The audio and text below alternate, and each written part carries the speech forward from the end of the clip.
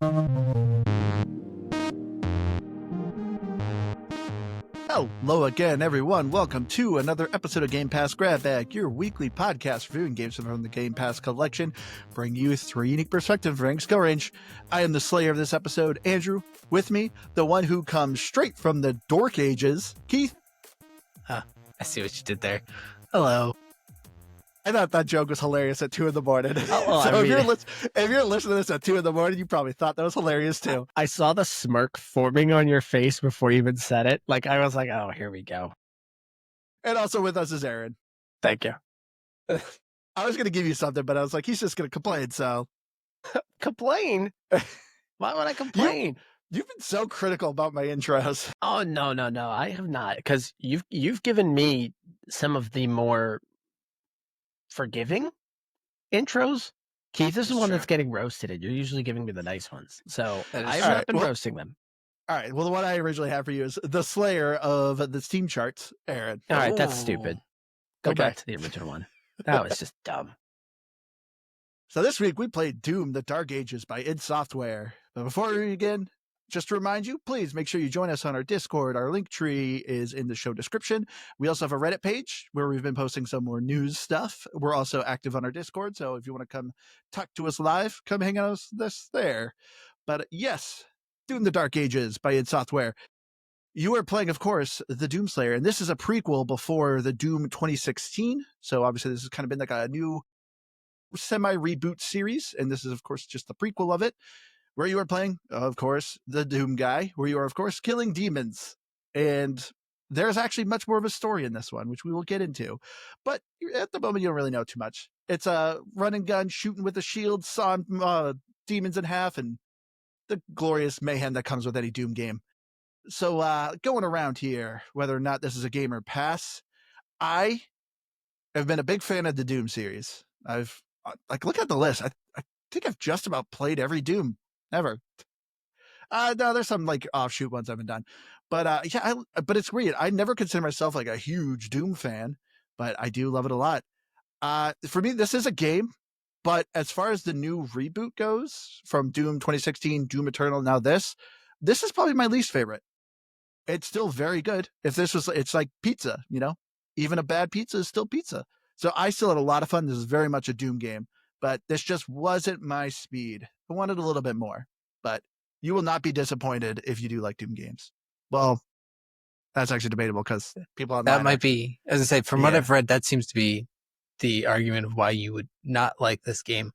But we'll get into it. But yeah, I have short, not short, like I've probably touched all of the Doom games in some capacity. I probably played the old PC version back when it was 16-bit or whatever, and I've played them, but I never played them a lot. I was never, like you said, and I definitely closer to accurately saying from you, Andrew, that I'm not a huge Doom fan, but I like them. They're fun games. I know that I'm always going to have a fun time when I pick up a Doom game, and that's exactly what this was. It's fun. I've enjoyed it, but it's not the greatest game I've ever played. But a good change of pace. I feel like we've been playing a lot of like actually serious games lately, and to just play something kind of nonsensical and fun was good. Yeah, this is like pure video game. Yeah, I feel like I'm going to spend a whole lot of this episode yelling at the internet. As you do. I can already kind of feel it boiling inside of me a little bit here. Yeah, Doom is a game. You know, I don't think there's any reason why you would label it not a game. It is. It's kind of mindless to go play.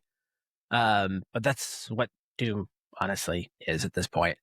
Yeah, there's a lot of strong opinions about this one.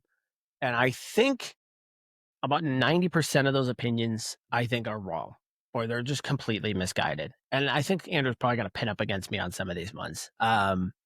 No, I just kind of feel it. I don't know. We'll see.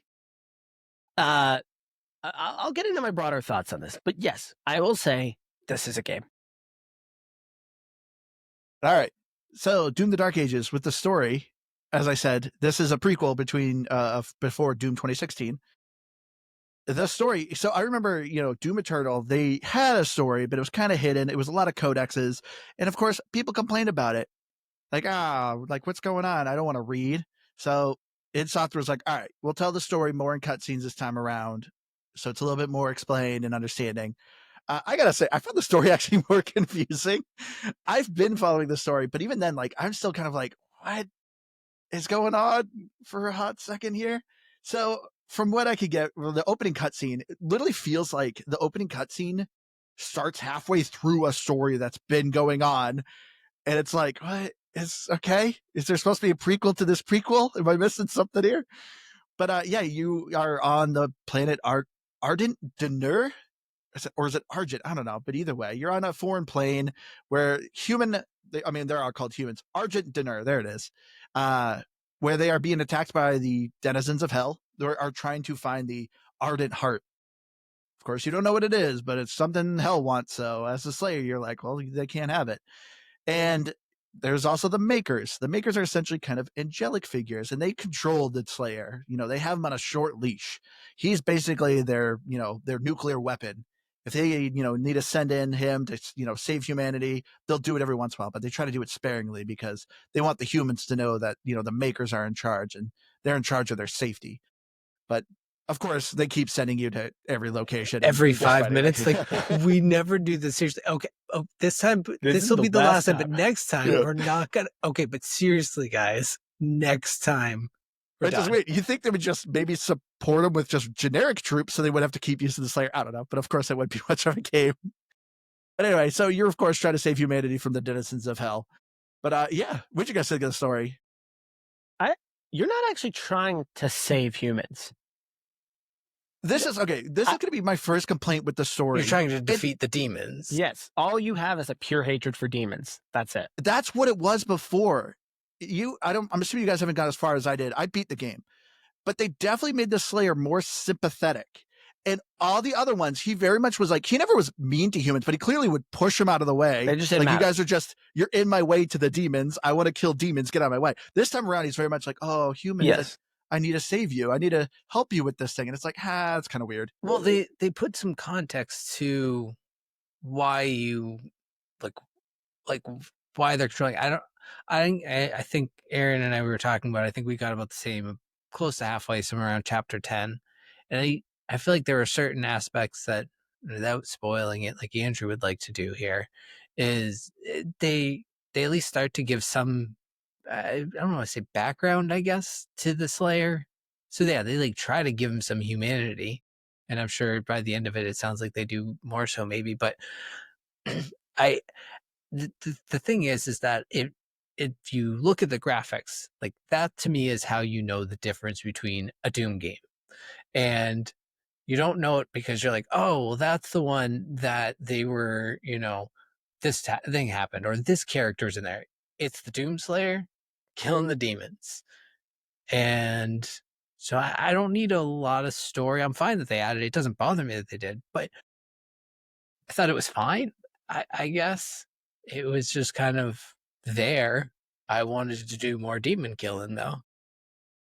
Yeah. Yeah, I like story, but honestly, this story was kind of turning me off. Go ahead, Aaron. Sorry. I don't recall. I know that you kind of mentioned it. I just don't recall in the other two games there really being much. Like you said, there's obviously codexes in Eternal, but I don't even remember in the original one there being any of that. Like OG story. Doom. Yeah, the 2016 Doom. Oh, 2016. Yeah. So there was codex in those. So okay. So what's weird about this story is it literally drops you into the middle of this as if it is like a very direct sequel to something you just saw. Like the how these things are all set up, but it's not. It's its own thing.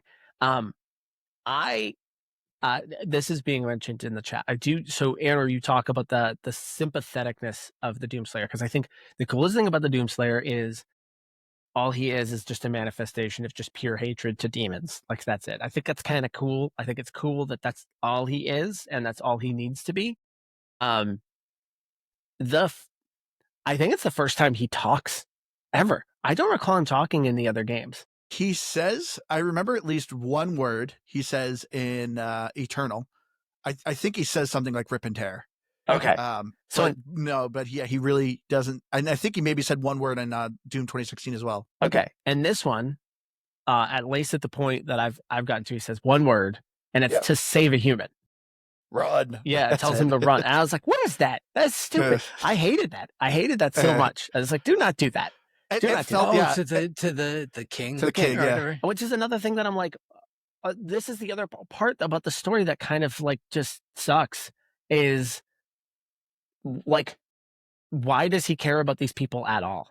Like, why does he have any connection to them? So also, does he hate that he's being held captive? Yes. I think so. It kind of seems like he does. Because he wants to kill demons and he doesn't want to be on a leash. Yeah, but does he want to kill them?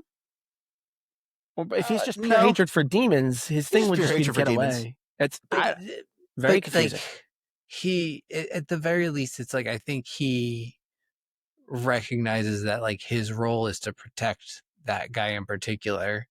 And so it's like is that his role? His role is just to kill the demons. I'm stretching, but if these makers have him on a short leash and doing what they want him to do is his only way to get out there and do some demon slaying, he'll play along to their game. Because even there's a certain point where I don't know if I don't want to say it because but like they kind of lose control of you, but not enough so that they can't just be like, hey, go out there, and you're just like, whatever, cool. And so the humans are happy because you're doing the demon slaying. You're happy because you're doing the slaying, and then they're just like, we don't know what to do right now because we have no control over it. Yeah, at least that's the vibe I got of that. Well, that's the thing. The story is really vague, but there's a lot of it which is also really weird to me. Like, they clearly set up a lot of cast around you, and that's where I thought, okay, this is what they're going to try and do to kind of create a story. Is obviously you're not going to talk. You're just pure hatred for demons, but these people are going to talk around you, and this is what's going to move things around. But it doesn't. There's no exposition. Some of these people are like returning from 20. Did you ever play Eternal? Yes, but I mean, years ago. From what I remember of Eternal, like there's a part where you go to hell and you meet like they're like remnants. So you kind of meet some of the old people. So it's kind of bringing back like what you saw in 26 or Eternal, where they talked about like, hey, we assaulted hell and did this thing. Like there was a whole quest of it. Yeah. So you see some of these returning people. But this is supposed to be a prequel. Yes. Not. So it's supposed to be that battle that you saw, like the aftermath of it in Eternal. Okay. Yeah. So it's just, it's just an interesting way to do the story, and it's just, it's not good. Honestly, this feels like a game that we saw in the 360 era for story. Kind of. It really did. Well, honestly, I mean, even the design of the Prince Arcas. Yes. I don't want to get ahead of that, but yeah, that design was, I don't even say questionable. It was just it was a choice, and it was one that didn't require a lot of choices. Clearly, they just went, that seems fine. But that said, like with the story too, I get that it's Doom World, but I thought it was going to be like medieval-ish, but it's really not because there's spaceships. Yeah. And laser. But then there's a horse-drawn carriage, a two-wheel horse-drawn carriage, and it's like, how poor do you have to be in this world where there's spaceships where you have to use a horse-drawn carriage? Yeah, I don't fully follow. And I mean, the weapons are cool. The shield is a lot of fun, and we'll get into that. I think, well, no, probably not in gameplay. We'll skip over the shield, but it like I didn't know where I was in this. I thought it would have actually been really cool if it was like super medieval and a lot of hack and slashing demons as Doomslayer a little bit, like, but instead it was something. Yeah. Well, if you played Eternal, which you did, I don't know if you remember, this was a place you visited in Eternal. You came here, and this was where a lot of exposition was of, oh, you saved these people at one point, blah, blah. So it is like a returning place. But yes, it is weird of like, if you're a newcomer to this game, it's like, but it's a prequel, so should you be playing this first? She's don't gonna think it go into matters. Eternal. I just don't think the story Yeah. matters that much. Because even if I did know all that, even if I did remember all that, again, it's been so long since I played those games, and trust me, I was not remembering the story in any of those. So Yeah. getting to this, it wouldn't have made that much of a difference because the story itself still was really rushed. It felt rushed, but again, there was a lot of Yes. it. There was like I was shocked at how many cutscenes existed in this game, Every single Every chapter has level. one. Yeah. and it And I think was it's like at the beginning and end in some of them. yeah, and it just and they were unnecessary. They really didn't move much forward And you could for skip me. them, I think. Yeah, you can. You No, I can I hold never A and did. skip. I never actually did. I was trying to give it the benefit of the doubt. Yeah, I mean, I was riveted. So, But like especially I more like, yeah, like I knew what was going on. And I thought I knew what was going on. But either way, I wanted to just get into more of the slaying. And I feel like that's what we should do more talking about. See, I gotta feel like I gotta yell at Aaron because he was yelling at me at Dredge. Oh, clearly you don't understand what's going on, Aaron. You weren't listening to the story. How dare you, Aaron? yeah, it's just very surface level. It's not very good. My issue, like, it just, the writing was all over the place. For me, the biggest issue was the transitions. So the point you mentioned of the Doomslayer saying run, you're literally in this mech, you shoot at the prince and it blows up. Then literally next level, you're in hell. And I'm like, how did I get here? Yeah. Like, how is all of a sudden I'm in hell now? And you're like, I'm assaulting the front gate. And of course, you're hearing on the radio, the girl's like, oh, we tried assaulting the front gate. We couldn't do it so hard. You see, of course, destroyed robots everywhere. That this failed assault. They're like, oh, we couldn't do it. You get to the gate, you go in the gate, and then she's like, oh, we're opening a portal. Can you come back? And you just come back. And I was like, what was that? Like, that made no sense for the story. Why was all of a sudden I assaulting Hellgate? I get in there and then I just go home. Like, what was that? Like, I mean, it really felt like they were like, we need 2 more levels. Just put them here. You closed off the hell gates there, right? And there were some cool like fight mechanics that they threw in there. So yeah, they needed to not lose those assets. They created some fun fights, and they're like, here's a place where we can sled them. Yeah, I really don't like the thing is this game is just not supposed to be about a story. If you're coming It's here to not. play for a story, like that's not why you fired this thing up. You could 100% skip every single one of these cutscenes and you will miss nothing. And probably shave off about 3 hours of your Yeah. gameplay. And you're not gonna easily. you literally will miss nothing.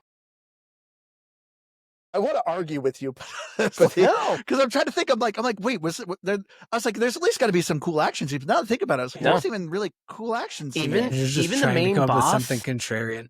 Isn't all that cool? Like he's a weird thought- design, but I thought, I think the first time you see the mech fights, it's kind of cool. I don't know, But because you see it in the distance a few times. that's what I'm And to saying. me, like, the that's first just time as you- cool. That's what I'm talking about. Like, That's the not first even a couple times you cutscene. see that. No, that's fair. That's in gameplay. You see them kind of in the distance fighting, the close distance. Yeah, And that's cool. The cutscenes for them are not interesting, but that Because is. some of it puts like some screen shake into Yeah. it too when you're going nearby. Like, so yeah, there's some elements to it. Those are almost cooler than the Yeah. cutscenes. There's literally nothing worth watching in the cutscenes. There really isn't.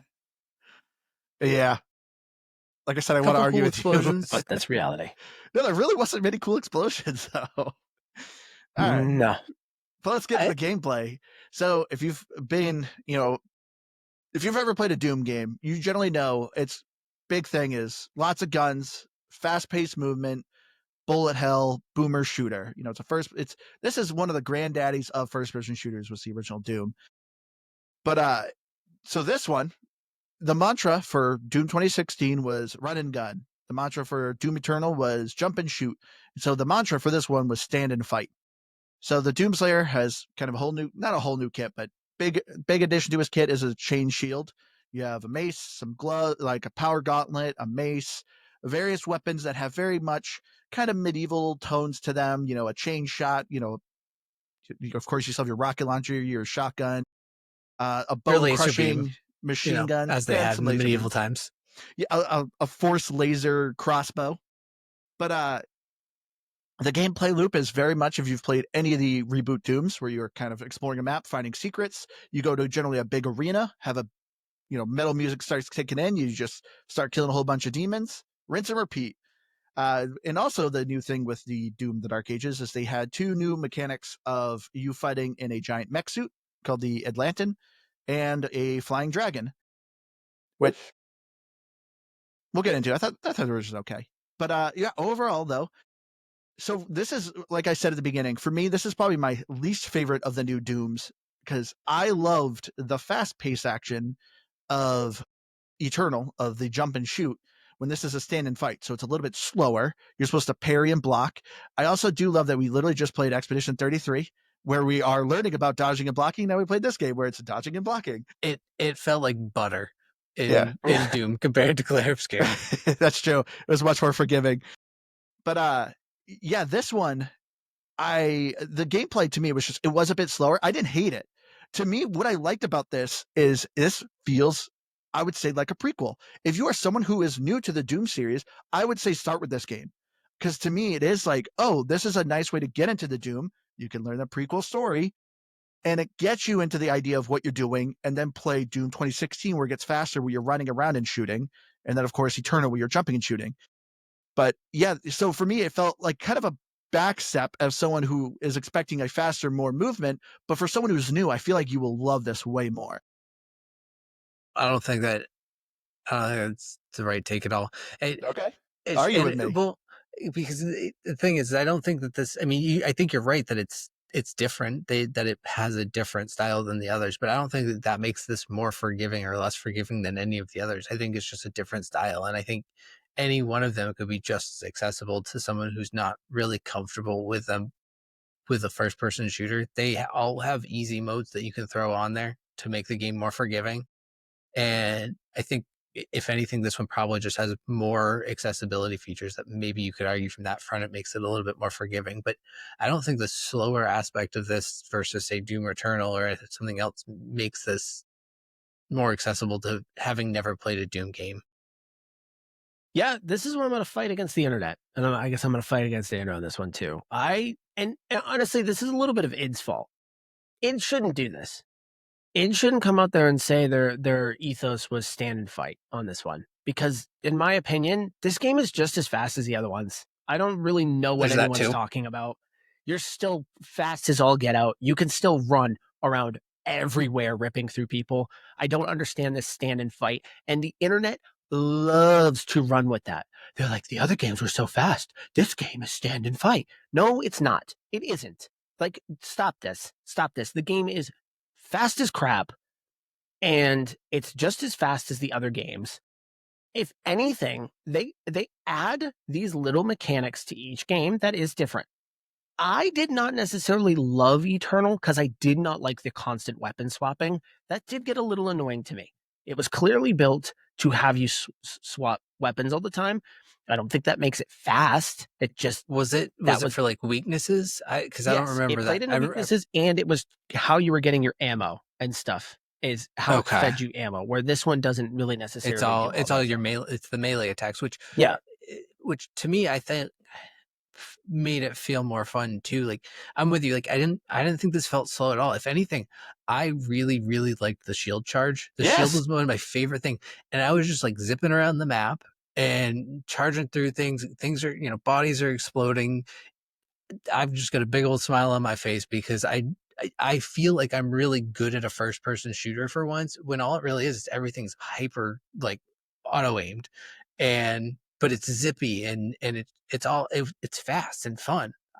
I'm with you, Aaron, on like this stand and fight doesn't really, other than the fact that they added the dodge and the parry. That's the only thing that's quote unquote stand and fight, is that there is some mechanic that encourages you to let the enemies come to you rather than go to them. But you don't need to use dodge and parry, you're in their face. The idea is you dodge or you parry to then thrust at them. And everything is that mechanic of push. So I blame this on id. Id should have never said that. Once id said that, now everyone immediately started with this narrative of the game's so slow. The game is stand and fight. No, this is I don't understand this. The shield bash alone is constantly fluid and fast, and it's always there. And you throwing the shield to go forward. There's at no point am I like, The only time I guess is when you're in a turret. If I'm in a turret, sure, I'm standing and fighting. Other than that, I'm going into arenas doing what I did in Eternal and what I did in 2016. It's the same thing. If you liked Doom then, you should still like Doom now. I hate this narrative now where everyone's like, the mechanics really ruined this game for me. It is the same idea. It's the same concept. This is so like, Oh yeah, this is so slow. yeah, Stand and fight for sure. For anyone not currently watching, we are watching a video of somebody, and I've seen videos of this Clearly where speed people running. where they figured out how to basically speed run with the shield, and you can essentially fly through the you entire can map. basically fly through the map. Skip So everything. That's pretty ridiculous. So, again, to me, I do not understand this narrative. But this is on id. Id should have never said that because then immediately those comparisons start to come in. I just don't think this game is slow at all. I have to push against the internet on this one. I'm sick of seeing it. It's just, it's I again kind of like. I think 2016 is probably the easiest one to kind of get into, just because there really isn't any interesting mechanics. Eternal tried an interesting mechanic, and so does this one. They're all easy. I really don't think either one are all that hard. I think Eternal was maybe a little bit tough just because you're doing a lot of weapon swapping. So if you enjoy one weapon, you just have to get used to the fact that things run out of ammo. You're gonna switch to another one.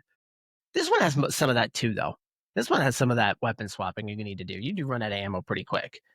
Yeah, but that's really more the reason. I feel like if anything, it's built around what you decide to specialize in, and then conserving ammo. But at that point, it just encourages you to really get in the enemy's face and melee the crap out of them.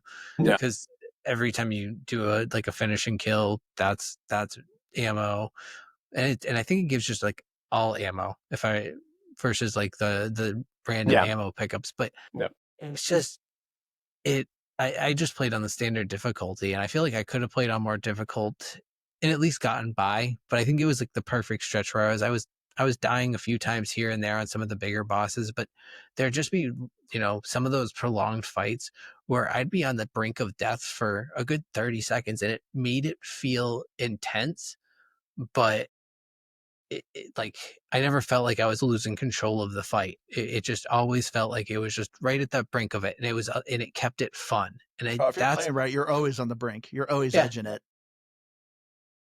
And so they just, I felt like they did a really good job of balancing that gameplay. Yeah. Also, there is an auto sprint toggle here, so if you do just want to stand sprint, which I recommend, there's no reason to not have auto sprint on. Just keep auto sprint on, and again, you're gonna feel plenty fast. So, I agree with you. I wouldn't call this game slow, but I would say it is slower. So, and unlike you, I liked the weapon swapping of Eternal because to me, I loved that kind of running in a loop, targeting the bigger guys that I need to hit, sniping the scorpion's tail so he's not sniping me. Because a lot of enemies' bullets in Eternal were dumb. They just shot in a straight line. So if you stood still, you're going to die very quick. In this, a lot of the bullets are homing. So you really have to have your shield. You have to be looking at the enemies and kind of preparing for attacks or when to charge and get out of the way because a lot of these stuff are coming straight to you. But so I didn't. To me, a lot of times you could just have one weapon almost the entire time. And that was also kind of the thing where it's just like, to me, every weapon felt the same then. Like, for the most part, it's like, yeah, I can switch to the shotgun and enemies will generate shield for me, but it's just, I can literally just use this pulverizer. It generates ammo and I never have to switch. So some of these things were like, I mean, some were better for bosses. Like the chain shot weapon was one of my favorites. Anytime I'm fighting a big guy, I'm using the chain shot and I can easily take a boss out. But it just, to me, a lot of the weapons ended up losing their flavor because of a little bit of this gameplay style. Well, yes and no. And it took me, and I'm sure you figured this out, Andrew. So, whatever. I'm dumb and video games are hard. But like the way that when you upgrade the skills, you can switch between two different options on some of them. So you can like really vary how the weapons work. It's they all stack. Yes, but if there's certain like skills that it's like you have to pick one of two choices on each tier of it. Yeah. And so like in that way you could kind of shake up how your weapons work and how you wanted to go about your fights. And like really, I think a little bit of your play style. Like for me, I really liked the shield. So I strengthened up the shield and I strengthened up the was it the Spiker? The one that was like the machine gun. Yeah, I remember the name of it. But yeah, that one was a lot of fun because I could just there. I ended up using the one where when the shield was lodged in an enemy, it would bounce the bullets. So I would just launch that, and it would just melt everything around it. Or you could just throw the shield through the fodder and demons. And I don't. There was never a time that was not fun to just have like 10 of them running at you and then just wipe all of them. Yeah, the guns. I mean, I'm somewhat with you. The guns, but truthfully, I felt like this in the other Doom games. I don't even know if I need 6 different guns for this. I'd probably be fine with just 3. Just make it fun using those guns. Make it fun tearing through people, and that's kind of all I really need, truthfully. If there was a highlight in this one for me, though, it was that I don't even remember the name of it. The one with the cannonball with the chain. Yeah, the chain shot. Yeah. Did I just get dropped out of this episode? No, you're still there. No, I think you did. That's Awesome. But so I mean, this is a lot of the other thing that's just I will say is annoying with the internet because it is the typical mindset of the internet. So I played on Nightmare, which is essentially the hardest difficulty that isn't super punishing. Because, you know, if you play it on the other one, so there's Ultra Nightmare and then like Super Nightmare. Ultra Nightmare, like if you die, you have to start the whole level over. And then I'm like back. Super Nightmare or whatever, you have to start the whole game over. And it's like, well, that's not very fun. That's just playing hardcore mode. But I will say, this is the thing that's been annoying me with the internet is people are like, this game's so easy. And then someone's literally like, there's difficulty adjusters, just make it more difficult. And they're like, no. And it's like, so why would I do that? This game's easy. We'll make it harder. No. And it's like, all right. So what are you complaining about? But that is a lot of people. Like the difficulty feels like it's the other ones. They all feel very similar, just with slight mechanic changes. That's really all this is.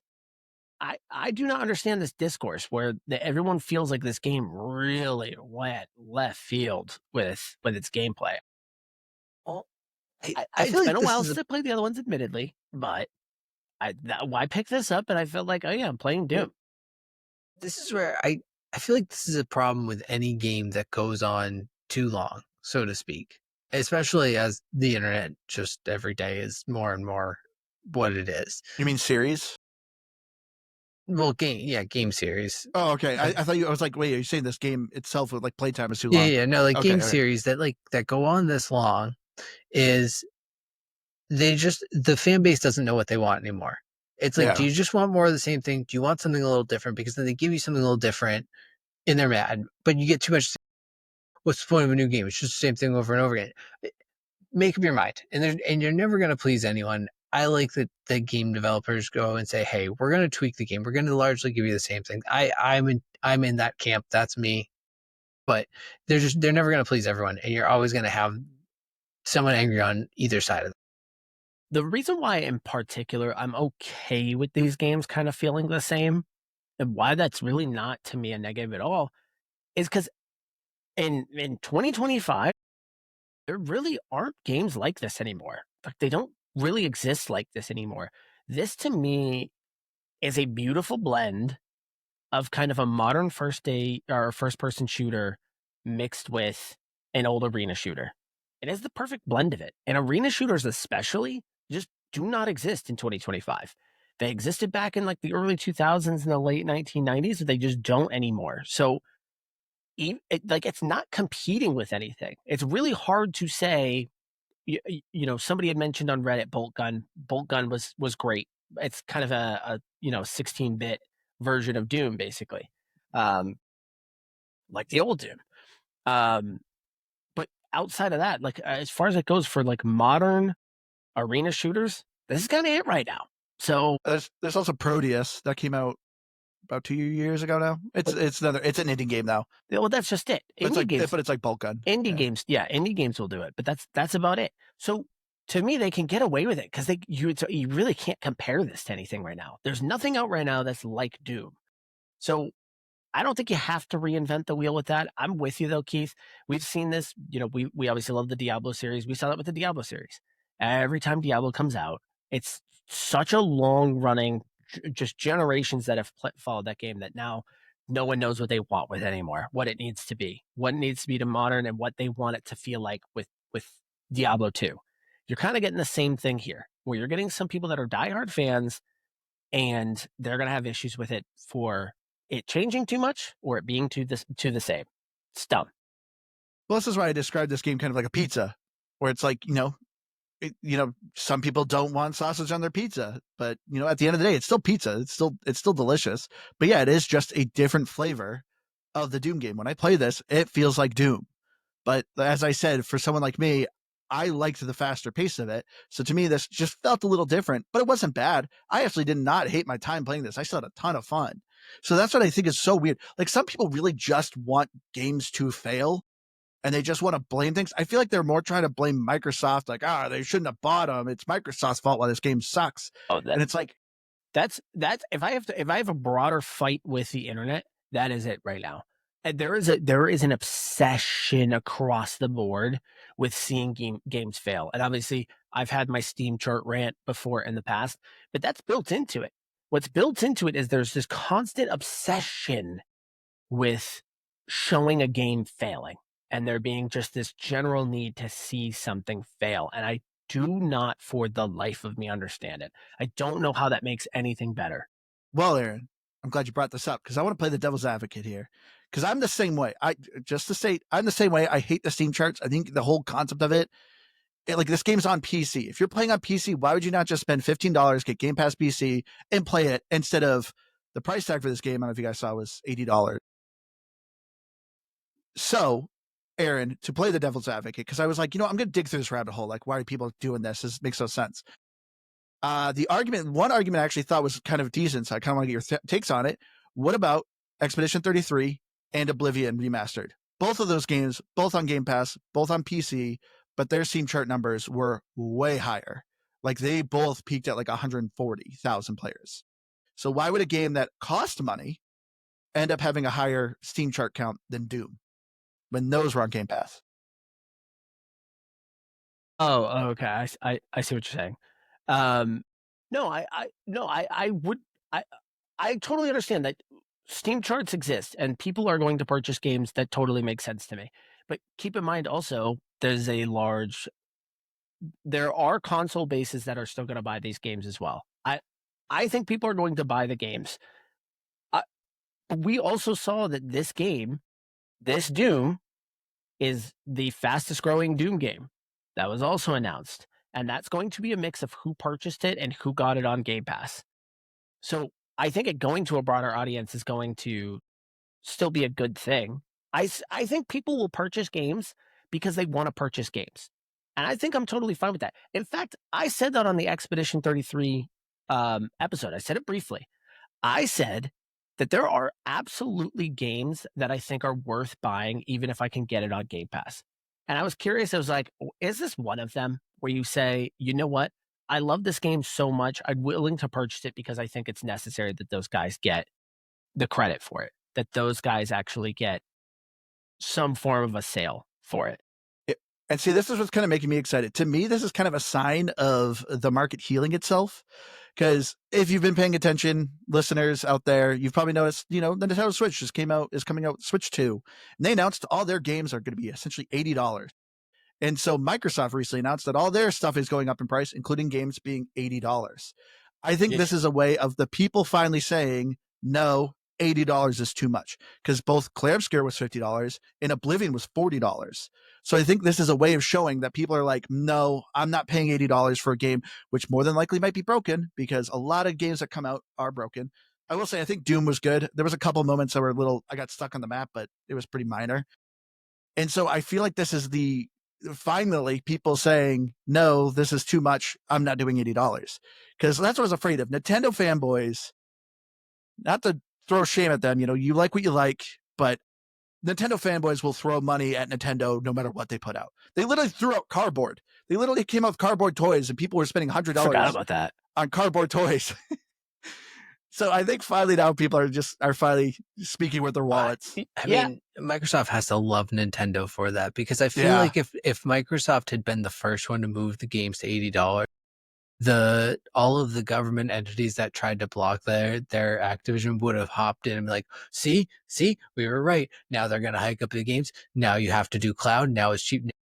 They would have loved it, but Nintendo did it first. And now they're like, well, we're just following the market. Technically, Just following the Microsoft market. did it first because the Nintendo Switch 2 isn't out yet. So technically, they haven't sold the True. game yet for $80. But where it's Microsoft been has. announced. Yes, But where it's yes, been yes, announced, yes. they have a precedent to be like, see, Mark, now that Nintendo said it, we're also just going to follow suit with Yeah. what we have on market. But Andrew, Hold on. Well, I got to correct myself. Technically, Doom is $70 right now, but it is going to $80. I forgot about that. yeah, The and pricing hike comes out, I think, in April, and it will go up to 80. It must be for the tariffs, right? yeah, Because I of mean, virtual that's what they're all products. claiming, but it's a digital But game. isn't the tariffs already over? So, I have no idea. And I literally So, no idea. Andrew, just to double down on kind of your point, because I think you actually do make a really good point there. I do think there's a price point, especially that people are just going to be willing to go purchase it. But one of the charts that I looked at here, I don't know if it was last year's games or if it was like the last couple of years' games, but it showed like the top 20 selling games on Steam, because Steam is the only one that tracks this stuff, so that's why Yeah. they use it. Only like 3 of them were AAA games. Almost all of them were indies in the top 20s, and almost none of them sold for $60. And it was kind of one of those things. I think you're probably making a pretty decent point where people were fine hucking over $30 for something. Like they would go ahead and do it. But then it hits a certain threshold of no thank you. Right now, that conversation's happening again with Borderlands 4. I don't know if you saw this. Yeah. But They Randy didn't say the Pitchford, price yet, but they're kind of hinting it's going to be 80. Randy Pitchford came out, so the head of the Borderlands series. He's not the head of 2K, but he got out there and basically said, if you're a real fan, it doesn't really matter what the price is, you'll pay it. And it's now that, because that conversation of how far are you willing to go? Where does the market say, yeah, we're good on this thing? Yeah. You I mean, could not be. only that, the former CEO of Sony also has made a statement of fans should be happy that games are $80 because that's still a really good deal. Which is also, why are people saying things like this? Like, you just ruin, like, you're just pissing people off, and people are more not going to want to participate and pay. I thought it was Sony that was very cautious on raising their games to $80. Well, this was a former one. Okay. He retired like I was 2 going to years say, ago. I thought it was Sony. I thought Sony actually came out and said, we want to be very careful. Like, it sounded like they were kind of reading the tea leaves and seeing the hate and going, we might wait a little bit here. We might just wait to see if the market is actually buying this Just or not. wait until the water started boiling on the frogs, and then Yeah. then you can just start throwing it. So their response was different to Microsoft, which as soon as, it was within like 2 weeks after the Switch stuff came out that Microsoft was like, by the way, yeah, everything's going up over here. So that felt like they were just waiting to pull the trigger on that. But I digress. My point is, I still think the Steam charts are an okay thing to go look at. I don't hate Steam charts. My point is, it's not the metric on whether a game is successful or a failure. That's my issue. My issue isn't that somebody's looking at Steam charts. I don't care. Steam charts are fine. I don't like that somebody's like, this game has failed because of the Steam charts, or this game is a smashing success because of the Steam charts. There's clearly more going on. No, yeah, it's it.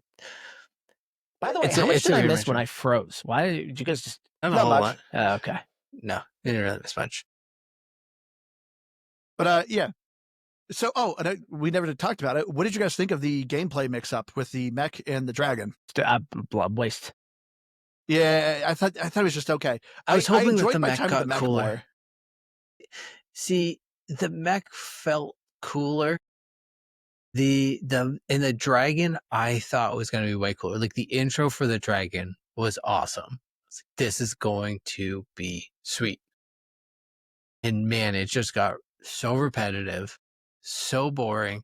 And like, not that I wanted to be crashing into everything like I probably would have been, but the fact that you would just slowly like bounce and slide and glide up buildings and stuff, I was like, it just didn't feel dangerous and exciting. It just felt like, hey, here's a cool idea we had, but we put no thought into how it should actually play. Because again, the design of the dragon is super, super cool, but that's about as far as it went. It's a wildly missed opportunity. Kind of going back to what we were just talking about, like each Doom game still feels like Doom. And where I'm okay with that, I think that makes sense. There's nothing really like it. This was kind of I don't remember them doing anything like this in any of the other games where they totally switch up the gameplay. In Eternal, there's a one segment where he plays a Revenant. Yeah, but this felt something completely different. This is completely different. And this was their chance to really kind of like imagine there just be this really well fleshed out mech thing. I've got two major issues with both of them. And that they're both of them are kind of like a mechanic on repeat. Both of them are just a mechanic on repeat. And that's all it is. So every encounter that you have, you're just treating it exactly like the last encounter. There is no variation there. And that's such a bummer. One of the things that remember I said this game kind of, at least story-wise, kind of felt like something from 360. That mech experience, I thought it was super cool at first, and then the illusion is gone when those tanks were just copy and pasted, Yes, like I in hated front the of you. tanks. And I'm like, what is this? Like, this is something I'd see in N64 where they would just, these tanks just kind of like show them shooting, you just step on them, and they're just in lines, like just straight lines everywhere you go, so you could just kind of smash them a little bit. I'm like, this is stupid. And then you look at the people battling, and it's just again just like really bad, like I couldn't really tell what I was 5 frames per second kind of graphic. It was awful. But like the bridges that you're blowing up Yes. with, I couldn't tell if they're. I They did are. figure out it was like red lasers were enemies and blue lasers It didn't were. matter. But, It doesn't but matter. also, if you shot them and they didn't explode, they weren't enemies. So you just kind of shot at everything that moved or Are you didn't. shooting them?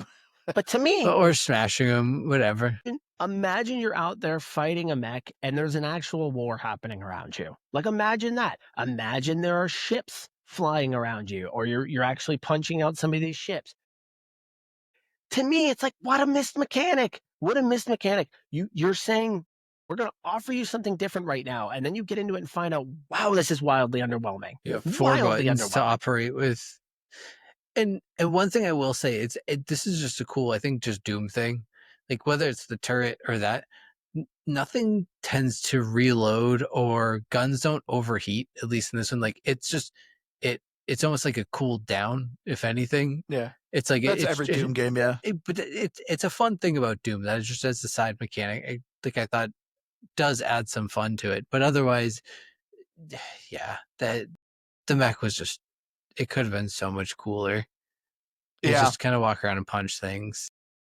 And same with the dragon. The mechanics of them are super easy as well. I've never died once in either the dragon or the mech. Yeah, it's like an oversimplified parry mechanic, which is already fairly easy. And again, maybe it's because I've got, Expedition 33 fresh in my parrying brain, but like it didn't it felt just easy. And like you could literally just hold your shield up and it would be like parry. I was like, well, okay, sure. I never put my shield down. That's not what a parry is, but okay.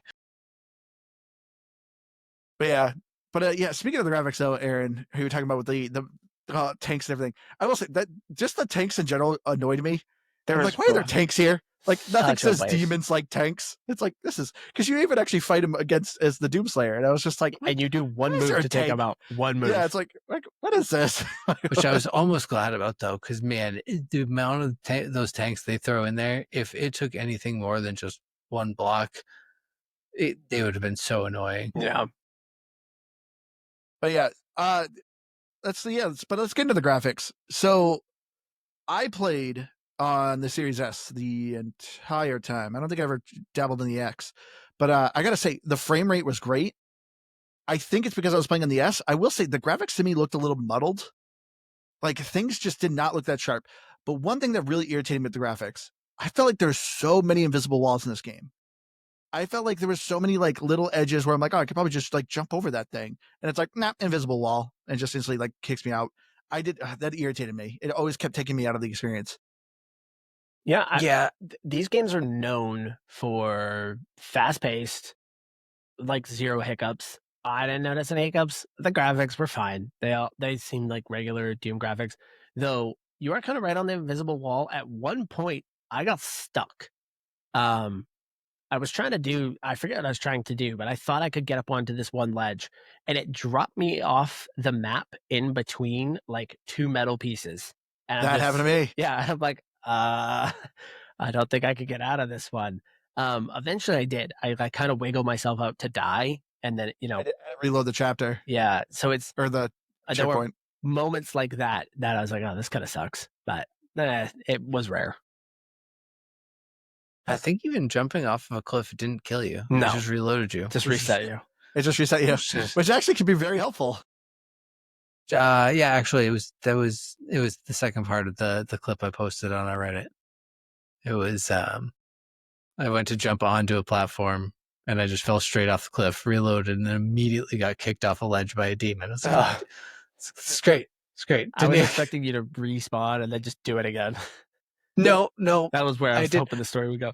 But I did at least throw my shield before I did, so when I got respawned the next time, there was just no demons on the platform. Nice.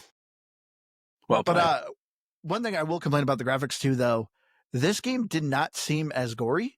They got rid of the glory kills, which I thought they were so boring in this. It's just one big punch. Yeah. I was like, what? Yeah, or just kicking them and they just kind of explode, and it's like, aside from the big bosses, and those were the same every time.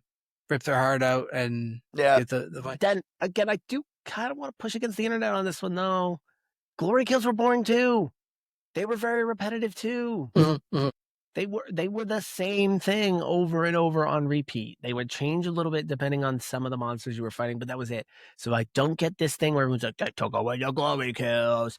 Yeah, the glory kills were also pretty repetitive. They would have felt more fun if they were more like almost Mortal Kombat style, where like you had a couple different moves where you could choose from, and or like you with some of the bigger enemies, there was kind of you could like whittle down like their leg in particular. So like if there was some sort of thing where like it could mix up the glory kills based on how you would kind of dismember them maybe. But no, this was just a very like they turned purple. Pow. And that's it. But you are right. It keeps it moving along, which opposite of stand and fight, it keeps the game moving along pretty nicely. I will play devil's advocate against myself. No, I know I said that those are repetitive, but they're also kind of they're kind of the bread and butter of this series. Yes, this series is rip and tear, and you got rid of the rip and tear. Keith just mentioned Mortal Kombat. It's like, imagine if Mortal Kombat was like, oh, we don't do finishers anymore. Yeah. Kind of the thing. Like, that is kind of thing. So if I do play devil's advocate, do I think glory kills are boring? Kinda. They're very repetitive, but also is that kind of a staple of the game? Yes. So I am playing on both sides there. Well, it's that, and even like you throw the shield out there, and it just kind of like they all just kind of turn into a cloud of red, and they're gone. I'm cool There's and it is. It's weird. It's because I'm not a person who's like, oh man, I love to see that in a game. Just it's so great. But at the same time, it's Doom. That's what I want to see. Like, I want to throw, like, even if it's a special move, I want to have an enemy where I can charge up that shield throw and it burrows in and just slowly saws off their arm instead of just getting stuck in them for 5 seconds and then flying back to me. Like, give me some cool stuff like that. And, like, or like some, cool glory kill where, the Slayer throws the shield, and as it's sawing off the head of one, I'm stomping the head of another one. Give me something like that's Doom to me. And visually this was just very tame, and so that's where I kind of tend to lean to agree with Andrew on this one. Well, Keith, this kind of brings me back though to a point you made at the beginning. If this was a more melee focused Doom, like that seems where this could have been really fascinating. If you were running around just with the flail or with a sword and maybe some kind of crude weaponry, and it was just really built on you ripping and tearing quite literally. That could have been kind of a fun concept there that obviously this is just wild speculation on what they could have done here, but like Wolverine style yeah, claws. you could kind of see where you could make these glory kills all that more interesting with that. What could have been? Yeah. So that's why I was disappointed. I mean, there's like a billion sliders in this game of like what you can adjust and tweak. So like, wouldn't it make sense to just turn on and off glory kills if you want? So I don't know. I was really disappointed that they got rid of the glory kills. Sorry, Andrew. Because yeah, I know. Sorry, internet. And otherwise, I'm fairly certain they reuse mechanics of like rooms and things. It's like I've been through this room before. Yeah, but that's like it's this all very game. samey. This whole series is like that, though. As that Andrew is described true. at the beginning, you walk into a giant room, kill everything, move into the next room, kill everything, move into the next room. Doom is supposed to be grim. But I will say the other thing that I thought was a bit of a disappointment was the music. The music's not bad, but It kicks in pretty good on the fight. Definitely not as good. To me, a lot of the music was kind of muted. I felt like I can specifically remember in Eternal, like it cranks up. In this one, it still just felt like it was in the background. Like you're getting good metal music, but it just felt quiet. And it's like, granted, I know you can adjust audio, but it didn't seem like it was in the forefront like in the previous Dooms. Specifically, too, enough. the intro. The intro for Doom Eternal is one of the best intros because of the music and what's going on. You're hearing people crying, "We need help," and Doomslayer is just casually loading his guns, and the music's picking up, and then it just hits. In this one, it was just like, "All right, let's fight demons, guys," and it's like, okay, Run. like, come on. The music clearly was not in the forefront. Like, why? Like, I didn't realize. So, thank you, Javier from Nerd Talk Plus, who pointed it out to me that the original composer, Mick Gordon, was not part of this game. They got a kind of a completely new team. And I think it kind of shows. So, this is the area. If I pick something in this game, this is the area where I say it's unforgivable. Like the glory kills, I could take it or leave it, but this to me was unforgivable with the music. So, yes, to give you a little bit of backstory, Mick Gordon, who worked on the first two Doom games, he had a bit of a fight with id after Eternal, and they both sides went back and forth. Like he basically gets fired. He comes out like a year later with this whole long thing about how they screwed him over. And he Forgot about that drama. Yeah, so it turned into these lawsuits and all this stuff. And so either way, they part ways with Mick Gordon. They bring in a totally different team here. The music here is so noticeably different to the point where I'm kind of curious if they did this on purpose to try and avoid it sounding too much like Mick Gordon's music. It's the only explanation I can give for why this music is so muted. And you're spot on. The music, you almost don't notice it. Yeah. There are very rare moments where it pops in. And like even boss then, fights, really. Yeah, but even then it is turned way down from what you've seen in the other ones. And that's why I'm thinking either they recognize like, oh, this is not up to snuff, so we're just going to quiet this thing down. Or part of me was like, wait, are they just trying to avoid a signature Mick Gordon sound to avoid Mick Gordon coming at them for stealing his stuff? Like, it's the only explanation I can have for why this sounds so different. But this to me was more unforgivable than anything else that they've done at this point. I'm fine with everything else. This was another huge staple of this series. Whatever they tried to do here on this go around, this was not it. Not even close. But I like Dimitri in chat to answer your question. Did I listen to Lumiere while playing Doom: The Dark Ages? Yeah, I tried listening to Expedition 33 music. It didn't work that well with this game. I feel like that's going to be my new segment. How well does jarring? How does Expedition 33's music work for this game? Would argue, was it the Monaco theme? That might play well on some Doom. That jazz. That'd be a good point. Some upbeat jazz music. How many weeks it'll be until Expedition 33 is not mentioned on an episode? Are we going to be like 10 weeks from now and it's still getting brought up. Like, jeez. It all depends. Well, I've almost beaten it, so I'll probably once I've beaten it, then I'll be Well, fresh then on we'll it. get a recap on it. Great. Keith wants to do a recap. Looking forward to it. You don't have to join that one, Aaron. I love weren't that in- game, but you guys are gonna make me hate it. You weren't invited to the recap, anyways. But I but Monster Train 2 is out now, so Ooh, yeah. Gosh, yes. so now you'll hear about that for a while. I mean, well, I'm bringing it up because I was disappointed. To me, looking at it, I thought Doom: The Dark Ages was going to be in discussions for me for Game of the Year, but I don't think it is now. I didn't think it was going to be for me. I thought it was going to feel like the other Dooms, which Dooms are great. They're not games of the year. They're fun games. I think Eternal was my Game of the Year when we did that episode. Crazy. That's crazy. I loved Eternal. I did all the DLCs on it. Oof, a game loved that it. didn't even have story. And didn't even have mechs or dragons in it. Didn't need it. I don't know about that. That's crazy. All right, Didn't have fishing either. No fishing. Oh, that's good. That's a good point. Where's fishing in Doom Doom? Slayer.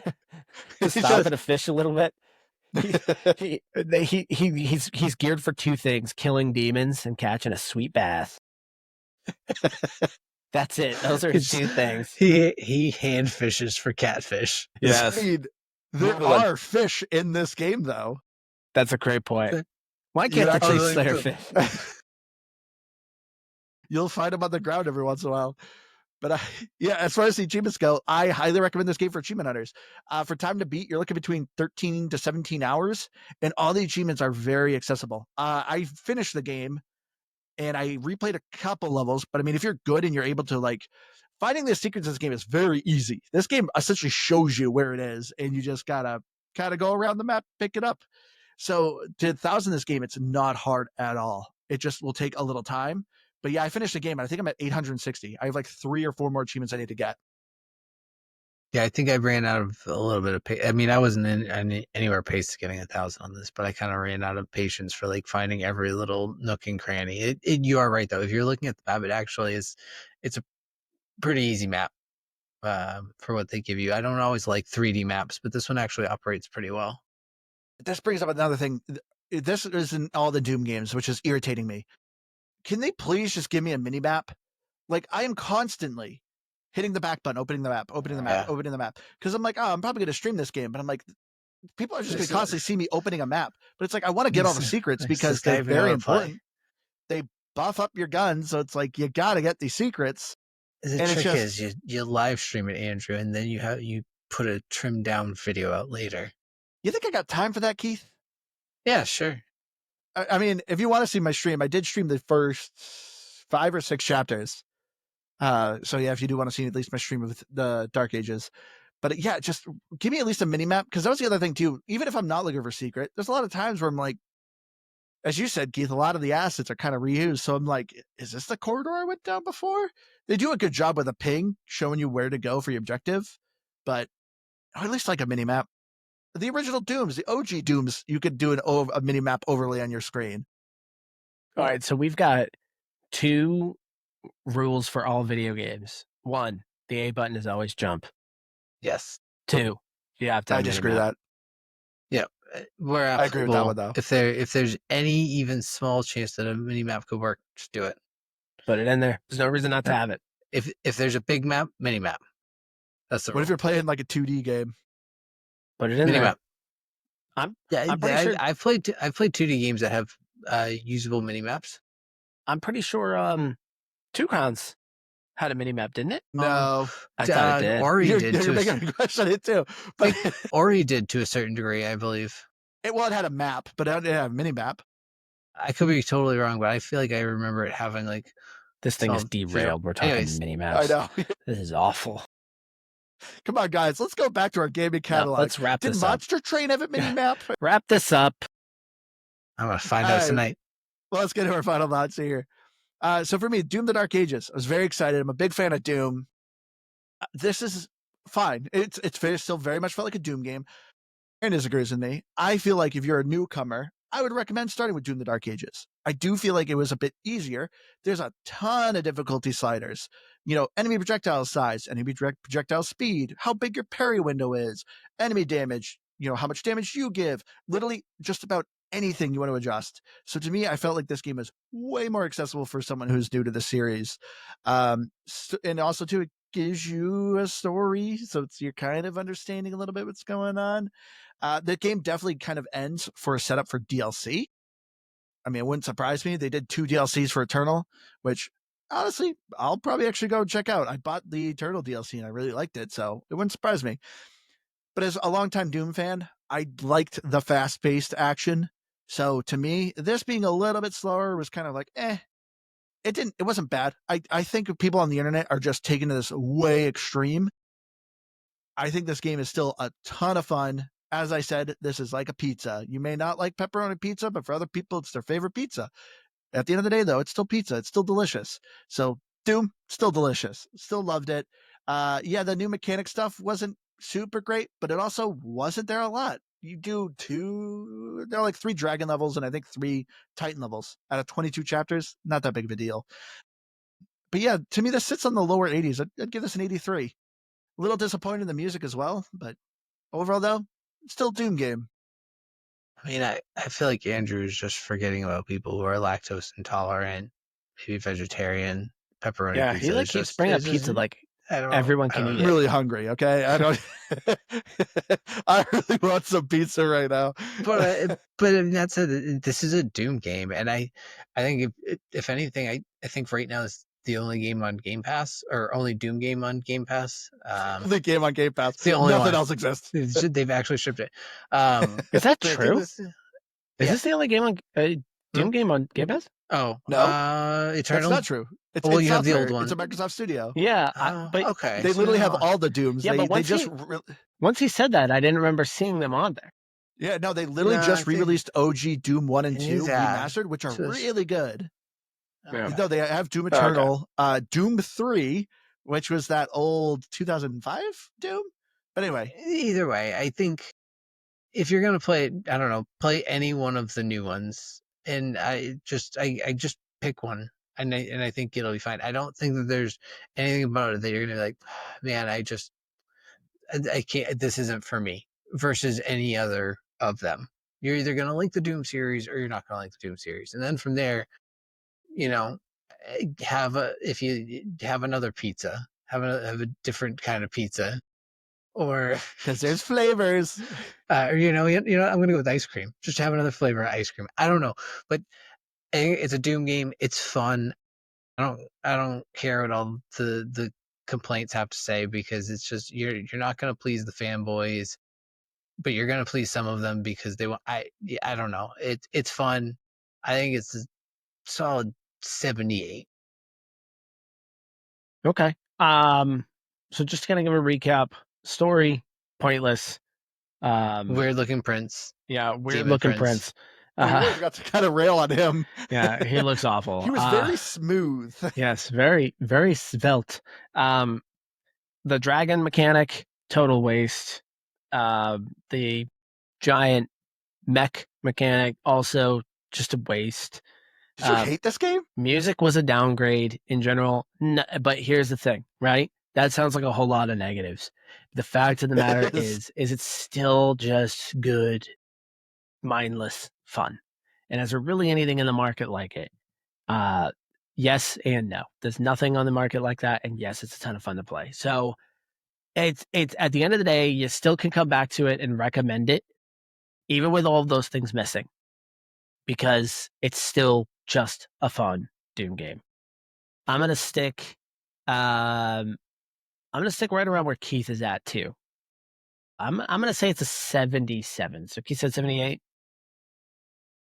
Yeah. He already forgot.